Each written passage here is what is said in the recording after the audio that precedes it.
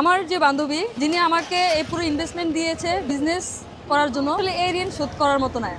আমি যদি তার কাছে ইনভেস্টমেন্ট না পাইতাম, আমার হয়তো বা ইচ্ছা থেকে যেত। ভাই, আপনার বন্ধু আপনাকে সাপোর্ট দেয় কি দেয় না জানি না, আসমা আপু তার বান্ধবীর টাকায় ব্যবসা শুরু করছে। আপু, এই ঘটনা কি সত্য? আমার বান্ধবী উইদাউট হেজিটেশন, সে একবার চিন্তাও করে না, আমি তার কাছে চাইও না এই টাকা। সেই আমাকে বলে, যেহেতু তুমি ব্যবসা করবা, ঠিক আছে এই টাকাটা আমি দেবো, তুমি আস্তে আস্তে আমাকে দিয়ে দিও। এমন বন্ধু বান্ধবী কোথায় পাওয়া যায় আমি জানি না, কিন্তু খুব কম মানুষে পান, আর যারা পান এরকম বন্ধুদেরকে হারাতে হয় না। তো আজকে আপনার বান্ধবীকে কি বলতে চান, যার কারণে আজকে আপনি সফল উদ্যোক্তা, অসংখ্য মানুষ আসছে, তাকে কিভাবে উইশ করতে চান আজকের এই দিনে? আমার যে বান্ধবী যিনি আমাকে এই পুরো ইনভেস্টমেন্ট দিয়েছে বিজনেস করার জন্য, প্রথম দিকে আসলে এই ঋণ শোধ করার মতো নয়।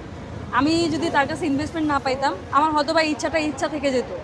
এই আমি আগাতে স্বপ্ন পারতাম না। কখনোই হয়তো বা এভাবে ছড়িয়ে পড়তো না। হ্যাঁ, আজকে আমি সাফল্যের পথে চলে আসছি। এটা শুধুমাত্র পসিবল হয়েছে আমার বান্ধবী শুরুর দিকে আমাকে ইনভেস্টমেন্ট দিয়েছে। সে আমার স্বপ্ন পূরণের প্রথম স্টেপটা এগিয়ে দিয়েছে। এটা অবশ্য নিঃসন্দেহে দারুণ এবং উনি প্রশংসার দাবিদার।